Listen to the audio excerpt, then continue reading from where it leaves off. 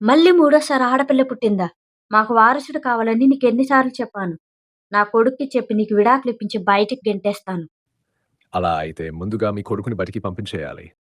ఏం మాట్లాడుతున్నారు డాక్టర్ గారు? నాకేమి అర్థం కావడం లేదు. మీరు ఒక ఆడపిల్లై ఉండి ఇలా మాట్లాడటం నిజంగా సరైంది కాదు. మీ కోడలికి ఆడపిల్ల పుట్టిందంటే దానికి కారణం మీ కోడలు కాదు, మీ కొడుకే. ఎందుకంటే ప్రతి అమ్మాయికి ఎక్స్ క్రోమోజోములు మాత్రమే ఉంటాయి. అబ్బాయిల దగ్గర మాత్రం ఎక్స్ మరియు వై క్రోమోజోములు ఉంటాయి. ఎక్స్ మరియు ఎక్స్ క్రోమోజోములు కలిస్తే పాప పుడుతుంది. ఎక్స్ మరియు వై కలిస్తే అబ్బాయి పుడతాడు. అంటే మీ కొడుకు ఎక్స్ క్రోమోజోమ్ ఇచ్చారు కాబట్టి పాప పుట్టింది. ఆడపిల్లలు, మగపిల్లలు పుట్టడం అపకయ్యల మీదే ఆధారపడి ఉంటుంది.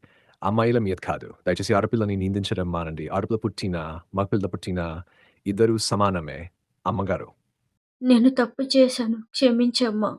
ఇంతకాలం తెలియక అజ్ఞానంగా మాట్లాడాను.